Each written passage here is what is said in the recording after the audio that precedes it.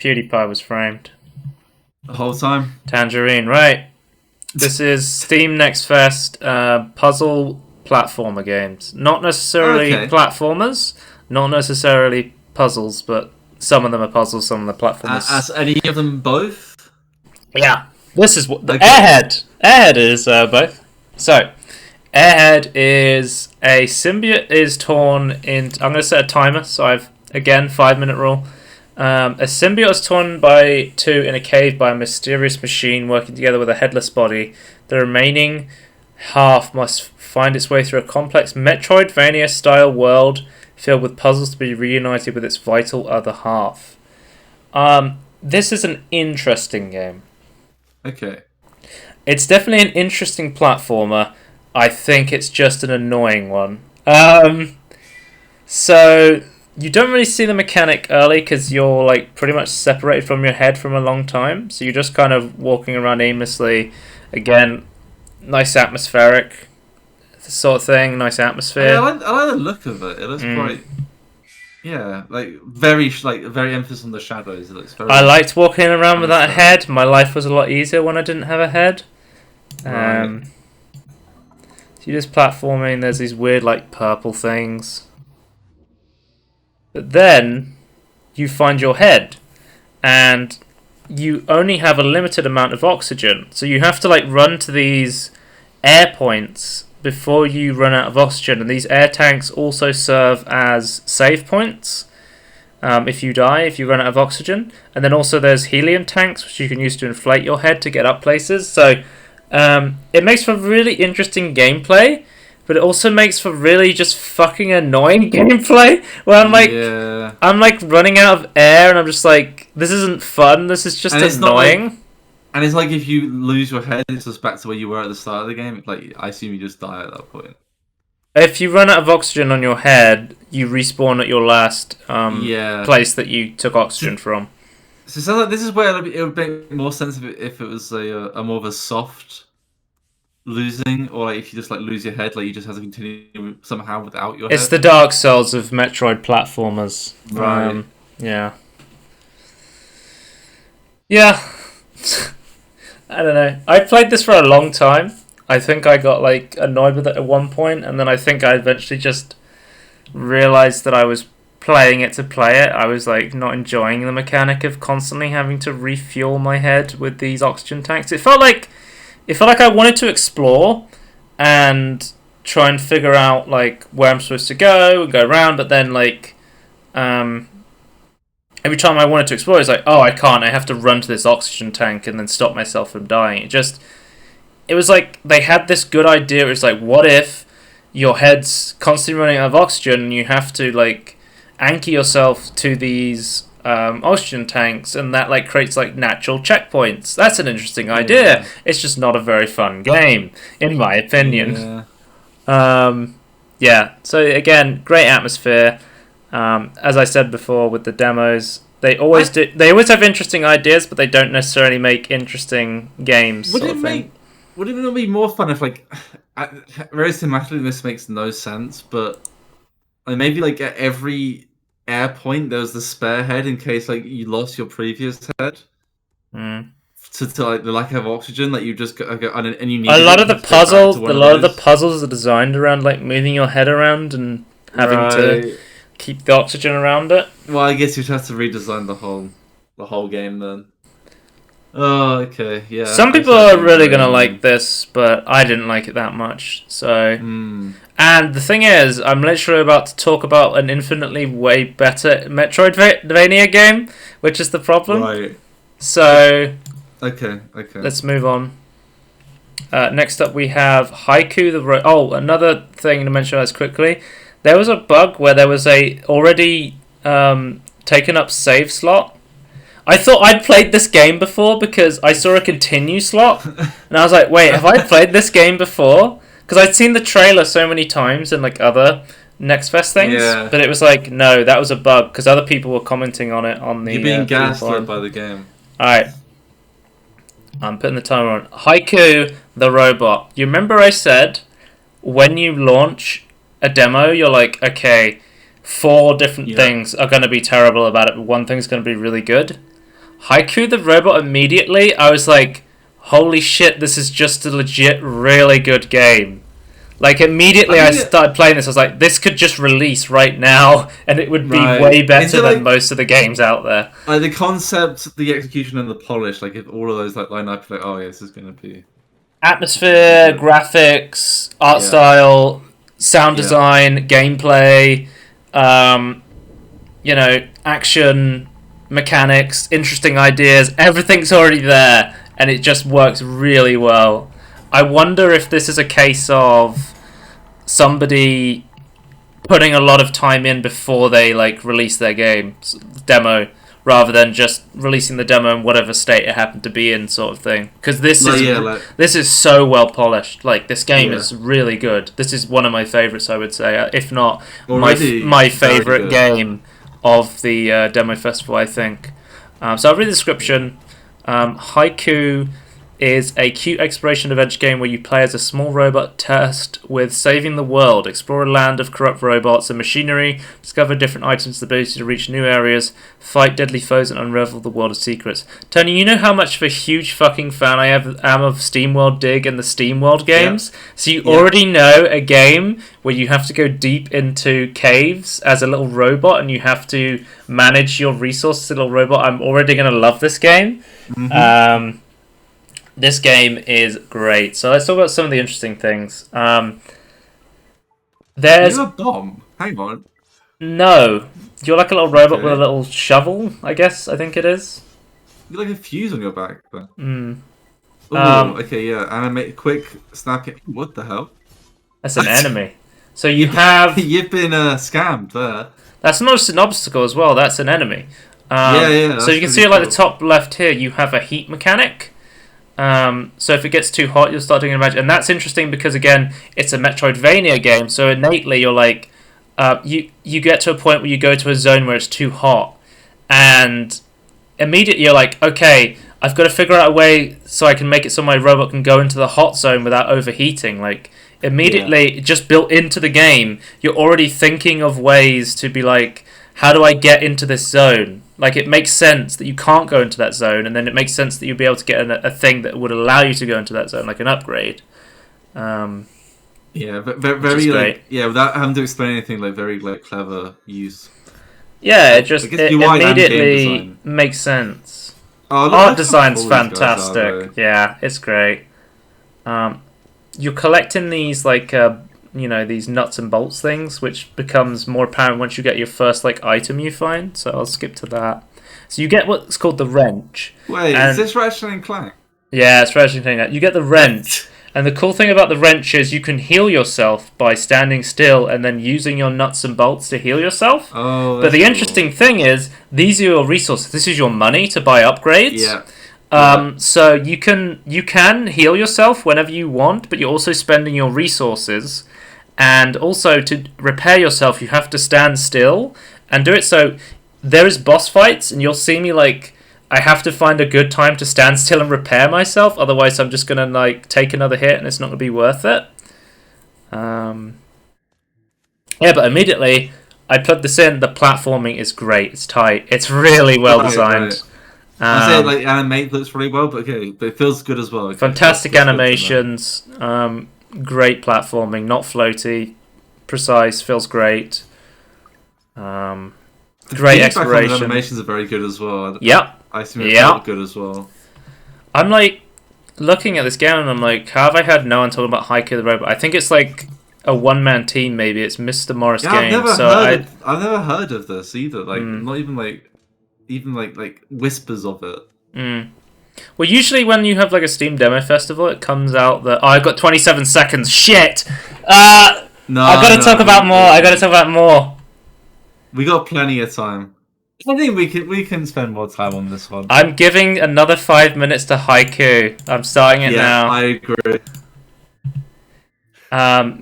In order to see, like, you have a map system, but you can go and explore the map, but it won't like fill out the map. You need to find like map modules to fill out your map, so you can get like a full map of the area, like seeing where you need to go and stuff. Skip ahead a bit. Obviously, there's more stuff once you unlock stuff. There's this woman you can talk to. This is where you buy stuff. She sells you stuff. She has like a train that says it's coming, and I guess. You're at a train station.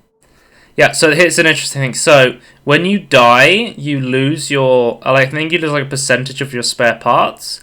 But there's also birds in the world, and once you buy a bird whistle, you can like blow this bird whistle to have it take off and like bank your spare parts. So you can like farm spare parts in order to get different upgrades, and then of course like you might want to like go and farm spare parts in order to use as extra health bars for when you're fighting a tough boss. Yeah. Like the game already has ways for you to play the game the way you want to built into it. And it's all about how much time investment you want to put in. Like, you can farm to fight a boss, but you have to put in time to farm to fight a boss. But there's no like XP system that's built into the game to go, hey, here's level system. Here's how you have to get stronger to fight the boss. Here's how you have to farm to fight the boss. No, it's just innately built into the game that if you wanted to, you can bank your cogs, which are also your life bar and your resources in a way. It's so well designed. It's really innovative. Good interaction of systems. It's like the map when you get to like it clearly shows you everything you want to know with like a what's it called when you have like a table of contents, like a summary of a key, right? Oh, well, like explain what like every symbol means. Yeah. And every enemy has its like own attack that you can learn and play around. Yeah, that's the thing. Is like despite them like maybe not similar, but like they're all like similar ideas. Like they're all thematically correct. Like they all look very different in terms of how they move and how they're interacting with your weapon as well, I guess. Let's go to like a boss fight so I can show that. So you get like upgrades and stuff as you figure out how to move around the world. Probably. Oh, here's a boss fight. There we go. Okay. I was not ready for the boss fight. I was like, oh, what's this thing? And then it's like boss fight. I'm like, right, let's go. I probably hit this. Throughout the game, you have like this idea of corrupt machines, and the enemies you fight will be like, they have like this black sludge coming out of them. Like, the art design tells you everything you need to know. There you can see me trying to heal, but I have to stand still in order to use the heal. So it's not just a free get out of jail free card. You actually have to tactically use your healing abilities. Yeah. Which is really cool. Again, I didn't do a good dodge there. His face is so well animated. It's great. See how long I have. Got a minute and a half to talk about Haiku the robot. There's more boss fights. There's more. The demo was pretty long as well. I think it was about 40 minutes or something. And I was like, man, there's so much content just in the demo. Like, what's the full game going to be like? Because there was way more to explore that it just cuts you off for the full game. So really looking forward to this one. I think this is, if I was to pick out one game from the Steam Demo Festival, this would be it. I would say this is probably the best demo I played out of like 35, 40 games. Yeah, I mean, it looks fantastic, so... It's just the first area. It is such a beautiful game. Like, I say as well, like, it's fighting the boss really again. obvious, like, what's the background and what's the foreground by just like the choice of color palettes. Here I am. Oh, you did it. No, that's phase 2. Oh, no, you didn't do it.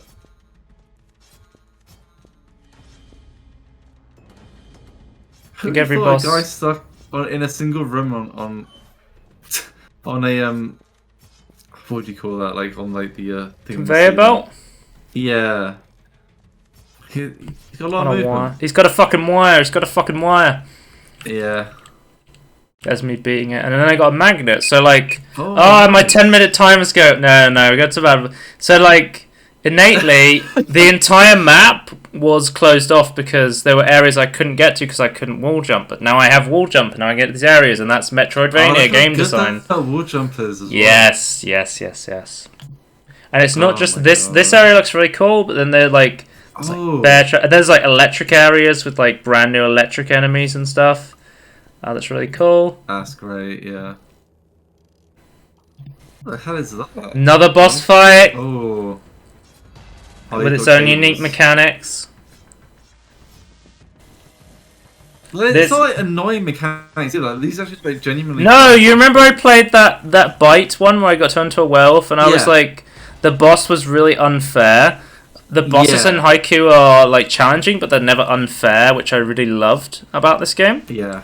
Yeah. I have to move on because wait, let me. I haven't even read my notes. I've just been gushing over the footage. Oh my god. I think I went over most of it.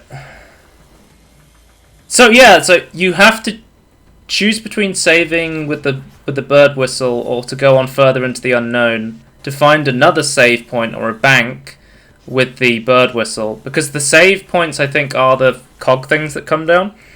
Again, the heat meter. Yeah. Yeah, I think I went everything. Boss battles are engaging and fun and never unfair. Yeah, let's move on because I've talked about Haiku for too long, and that's because it's just the best. It's just the best. It's the best one. Simply the best. Look at this one. Lil Gator Game, another really good demo. I talked about this on the Okay. podcast. I showed the trailer on the podcast. Lil Gator Game is... The description of Lil Gator Game is Lil Gator is here to adventure and make lots of friends. Lil Gator Game is a cozy game. It is a Zelda Breath of the Wild indie game where it's a fun little relaxing game with collectability for like replayability. And I'm pretty optimistic about this one because from the demo I played, it was really fun. And I can see like the full game just being this wonderful little, really relaxing experience. Right. Mm. It does. It does. We've seen this before. Haven't we? Like we've seen like trailers. I Before. showed the trailer on the podcast, as I said. Yeah, that's right. Yeah, again, it's still very. So the idea of the story is this Gator wants to play with his sister, but she doesn't want to play with him because she's too busy doing work, and he wants her to play with her. So he's going to try and get her to play with him by reenacting this game they used to play, which is basically The Legend of Zelda. So he's going to go and do quests. Right. So he's going to go and kill some monsters, and he's going to get a legendary sword. And the whole game is just damn charming. I love the enemies are just cardboard cutouts of like enemies. Oh, that's cool. Yeah. Oh, that is okay. And then you take the enemies. Once you defeat the enemies, they turn into like the cutouts. Then you can use that cutouts as like a currency to buy like climbing equipment, so you can climb higher to get more collectibles. It's a charming game through and through. It's fun. The gameplay change. Like you get a shield and you can like surf down hills on the shield. Oh, that's really cool. Defeating enemies or the cardboard cutouts of enemies gives you the ability to buy like upgrades, which lets you climb higher, which lets you explore more. Like, I don't think there's any. I'm just thinking. I don't think there's any. At least in the demo, there's like no combat in the game. It's actually just pure exploration. In a lot of ways. It's very good. Here I was trying to figure out to do this race, but the problem is I can't do the race until I've got the shield, because you need to slide down the hill to be fast enough. Race. I like how some of them give you like quests, like you have to do this, and then this guy was just like, I can't be bothered, just take this. Like he was just like, I can't bother to make up a quest, just take this shield and go off and do something. Even the way you walk is like great. Like you're a little gator kid. It's a little kid. But I can honestly see this making a killing on the Switch. I feel like this is people who love like Zelda or Animal Crossing. It's a very like cozy, this would be very fun to portable game. On the Steam Deck. On the Steam Deck, yeah. Let's hope it's Steam OS ready. I hope so, yeah. I hope so. This genuinely would be just fun, like on the go, like in the car or something.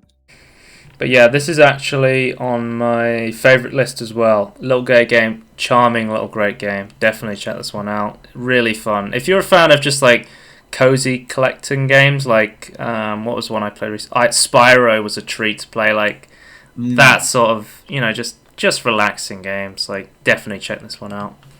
Okay. That's really good. Lorn Lure. This Sorry? Lorn Lure is what it's called. Okay. LORN LURE. Interesting. So I after playing this, I did see some press coverage of this, and the press coverage of this was that it was like, the best way to describe it is like a climbing game mixed with like Silent Hill aesthetics.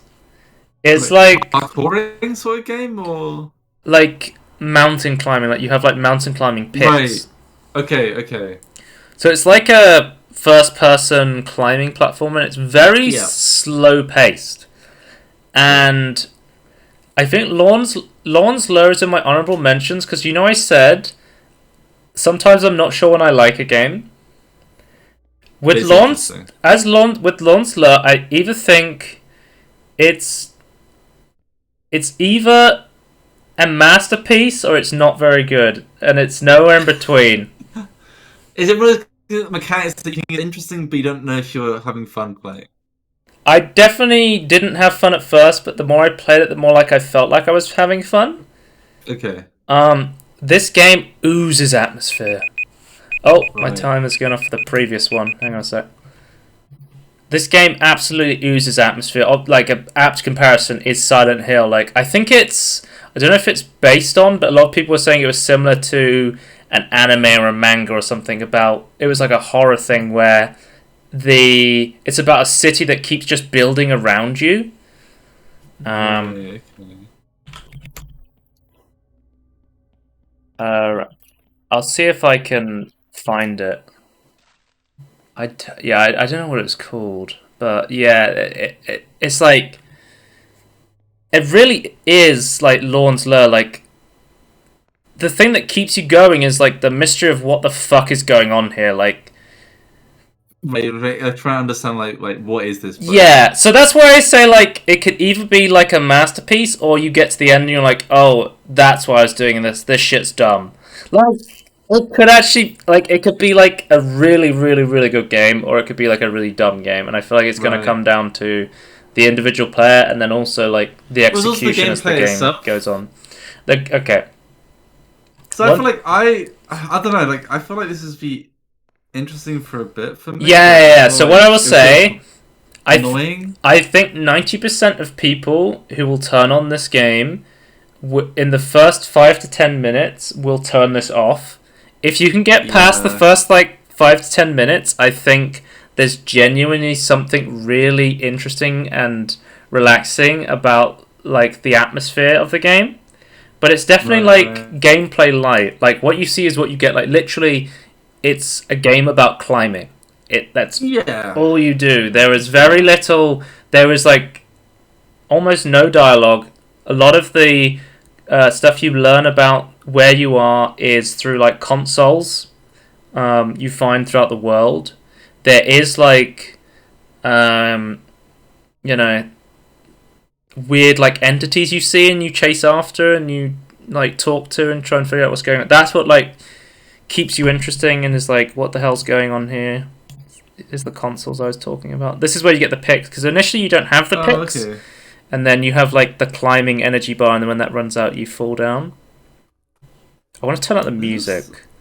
This looks a little bit more fun, but I don't know, I just feel like I don't get along with these sorts of games. Like I like because I like exploring games when there's like other stuff to do as well, if that makes sense. Like there's like another main part of the game, and then like also like you're trying to figure out what the hell. That's why I'm so I'm so torn on this game. The atmosphere and like the way it looks, like it has that like retro style, like 90s. It's very nice picture graphics. Like even I like this, so that's good. But it's very slow and incredibly gameplay light. Like, climbing is what you will do, but like I'm sure you can listen to it, but it just plays this ambient music over and over again, and I feel like just listening to it I'm going insane. but I feel like Yeah. that's part of the game where the Yeah, build, but not the in a way build. to make you want to turn it off though. No, but I feel like it has this creepy atmosphere where it's like it's making you go crazy. Like this building, it's like, what the fuck am I doing here? Why do I keep doing this slow, meticulous climbing? Yeah, Why do I keep going? But I keep wanting to climb. I keep wanting to see what's deep. I want to go deeper into the madness. I'm making a stand now. I'm making a stand now. Lorn Lure's a masterpiece, guys. I'm making a stand now. That's level of insanity, but like you feel like you're clawing your way through insanity. No. It doesn't. Where it's annoying. It's not annoying. It just. Okay. It feels. There is stuff like, as you were saying, there is like blue crystal collectible stuff you can find as well. It seems like there may even be like stuff later down the line where you can find like grappling hooks and stuff, and like later on in the demo, like there's more stuff like you find these pipes that are broken and you don't know what's going on, and then you even find like inside this industrial thing there's even like a I don't think I have footage of it, but you even find like there's like an area with trees in it and you're like, wait, there's like nature inside of this thing. Is this building alive? Like, what is going on here? I just feel like I would not be playing that far. I wanted to after the first 5-10 minutes, I wanted to turn it off, but I'm so glad I stuck with it because I was like, I'm so glad I continued on because there's just something about this game that cannot be explained until you play it. I'm looking at the same and like I kind of want to know what's going on, but I'm looking at the gameplay and go, I don't think I'd want to interact. It's one of those games that could definitely be like one of those undiscovered gems where nobody knows about. Obviously, I said there was a rock paper shotgun article about it, but I doubt many people know about this game still.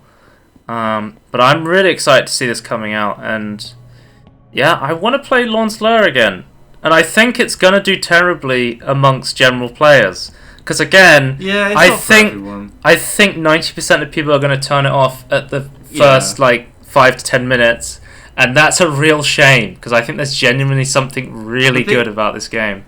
It's one of those games that I don't want to play, but like I'm really glad it exists. It's one of those things where I hope like Mandalore Gaming or someone like that makes a video about it, and you can like there's this weird like glitchy thing that I'm following. I'm like, what the hell's going on? Why am I following this thing? Like, you're tracking this mysterious glitch through the world and you find, like, dead bodies of other climbers and you're like, what's going on here? It's one of those games that's shrouded by mystery, but whether the mystery ends up being anything interesting at the end, we're not going to know until, I play it or someone else plays it. So, that's why I'm like, Lorn Lure is a masterpiece or it's not a masterpiece. I don't know. Right. Okay. That's why it's on my honorable mentions list, because this game is not for everybody, and I want to know more about it. Yeah. But yeah, I really like the ambient sound. And I love this game oozes atmosphere. Is very Let's move on. Disconcerting. So this is a established game that came out in the Steam Demo Festival. Do you remember our good friend Sean Murray? Yeah, I remember Sean Murray. He made a game called Hello Games made a game called No Man's Sky. Came out, wasn't well reviewed, and then spent years just making it a really good game. And then randomly was like, we're going to release a 3D platformer. And then they were like, let's release it on Epic exclusive for a year. So I did not see anything about it until like it literally released on Steam this month, which is why they had a game exclusive to Epic, let alone. So I didn't even know this existed either. Well, I remember talking about it at one of the E3s. We definitely watched the trailer together. Yeah, I think it's more like I just like immediately forgot though. This game's really good. I really enjoyed my time with this. This is definitely a puzzle game because there's no jumping, so it's not a platformer. There's no there's no jumping in the Last Campfire. Yeah, you could not press the space button. So it's an artsy puzzle game about bringing fire back to a forgotten people in the forest. You know I love my like artsy games. Yeah. Oh, look at that. That is beautiful. This is the intro of the game.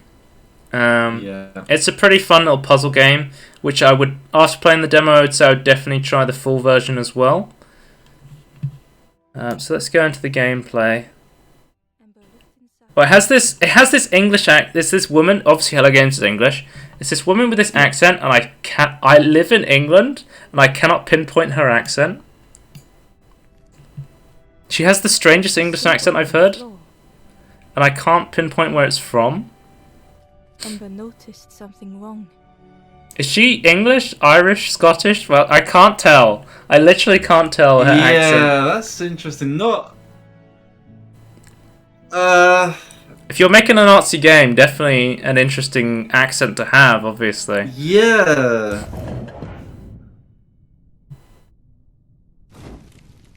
Definitely intriguing. But basically, you were carrying like a fire, and then your boat got lost, and then you ended up here. A round space where something used to fit. And you go through these little puzzle elements. Puzzle. You have these great. The lighting again, like they're really like. Lighting is something at the moment, like artsy games are doing very well. So you find these fires The flames trapped in these cages, and in order to you go into like these mind puzzles where you have to go and solve these puzzles to let these flames go, and then they go and like reignite people, which you take to the campfire.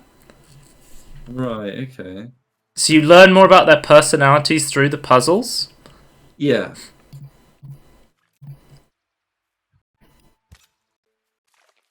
Those look really interesting, actually. Like they don't look annoying. They don't look like hard, but they're like interesting to do. Hmm. Is that how you felt playing it? Yeah. I don't think apart from one puzzle I was like ever stuck on it really. And it was always just like, oh, I have all the tools at my disposal to figure out what I'm supposed to be doing. So this one's interesting. You can lock one of the things in place, and then you want this all face the same way. Like Right. So you gotta, yeah.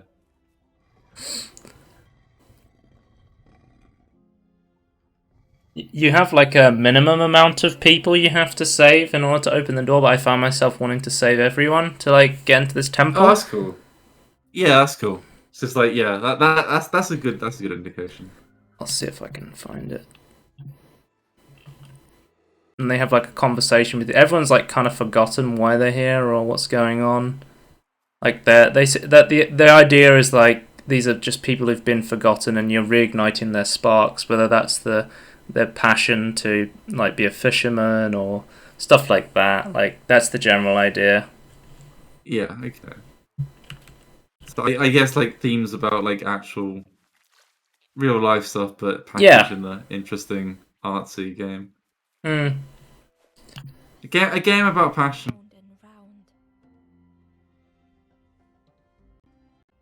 It's a game about family. Here Oh, I am, right. giving the fisherman back his spark. Why is he wearing a fish? That's how dedicated he is. Spoke softly. There's a frog in that pond. A big one. There's a big frog in the pond. Tadpole. We were friends of a sort. Spent every day side by side. You can ask him questions, and there's choices to learn more about the characters. This is the puzzle I got stuck on for a long time. No, it wasn't this one actually. It was a different one. The stranger spoke hesitantly. Is the campfire crowded? Let me gather myself. I'll see you there. But yeah, this is the. It's a nice game. Yeah, it's a nice little puzzle game. It's one of my favourites I played. But again, this was from a developed studio. This wasn't like an indie game. This is Sean Murray's Hello Games company. So it's like that's why the game looks and plays so great. Like yeah, it's from a polished game studio where like I think a majority of these games I played were, indie games, first games sort of thing. But Yeah, one man. After band, playing but this, I'm like, person, I definitely want to play the full game, The Last Campfire, because I generally had a lot of fun playing it. Let's talk about one last game before we go. This is Timmy. So this is Timmy. Where's Timmy? While searching for his own path, home service robot Timmy finds himself trapped, face deadly and challenging puzzles to find your way to freedom. So the best thing I can compare this to is it's Portal-inspired robot platformer. Yeah. Oh, okay. Immediately, you can see like the Portal influences. It's not a bad influence though. No. This is interesting as well. Like, this is kind of different still. Yeah. I like this. I tried to escape and kill their dog, so I'm being repurposed. Right. Yeah. I did a data in Star Trek Insurrection. I just went mental and started murdering everyone. Yeah. Oh. You're off. I feel like the intro is more interesting than the game. Oh, okay. Yeah. The game's kind of an okay platformer, but then that's a strong intro. The graphics look interesting here. Got to turn up that frame rate limit, just so you know. Yeah. I found myself recently what I've been doing is whenever I play a game, I've been trying to get 1440p 120 FPS, yeah, because I just want my native resolution, and then 120 FPS is decent for platforming and shooting and stuff. Very smooth. Yeah, I have 165 hertz, but it's a lot easier to achieve 120 1440p with high settings, or I have ray tracing on in some games, so it's a lot easier to achieve it at those settings. I think 120 is a good. Yeah, it's definitely a good. I'd say middle ground, but it's quite high for a lot of people. So I would say it's a good thing to aim for. Well, the consoles are doing that a lot now, where they're doing 4K 60 or 1440p 120. There's the intermediate one on PS5 now, right? The 40 FPS one. Oh, but right. If you've got 120 hertz screen or something. See, the intros, this is interesting. This stuff. It's oh, what's going on? But then it just sort of turns into a generic puzzle platformer game. Yeah, it's so interesting, and now you're a robot. You move cubes around onto buttons. Not bad, but yeah, I guess the puzzles themselves would be more interesting, and tell the story through the puzzles would be more interesting. Hmm. Would it not be cooler that you had to you had to do certain puzzles, and you kind of had to question why and what you were doing. That'd be kind of interesting. Oh, I'm dead. I'm bread. This end section was really fucking hard, and it had no checkpoint. I was like, okay, just difficulty ramps up to 1 million now. Oh my god, okay, right. You have to carry a cube all the way back.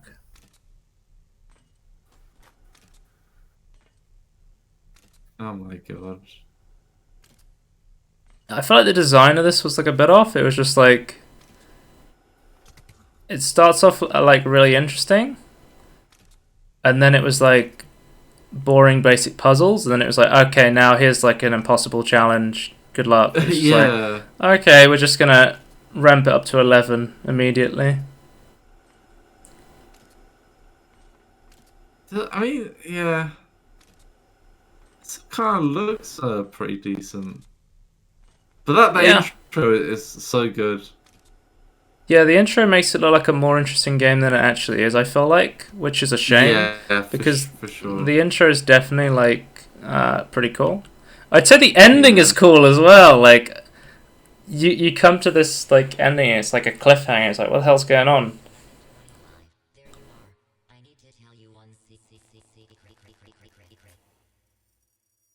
He's telling me a secret.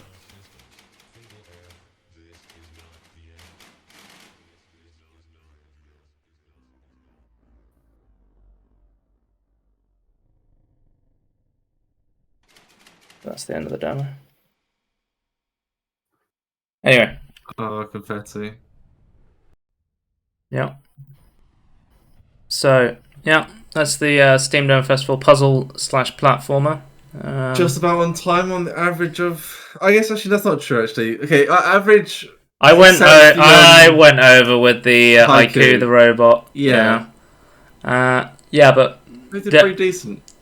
Definitely check out Lil Gator Game, Last Campfire, and Haiku as my 100% recommend, and then check out Lorn Lure if you're insane like me and you think that games like that is interesting. Yeah, I think if you're interested by what you were seeing there, I think go check it out. Yeah. Anyway, I'm kind of on the fence on that one. Yeah. Okay. Check us out next time. We'll be talking about more Steam Next Fest and Tangerine. Goodbye. Bye.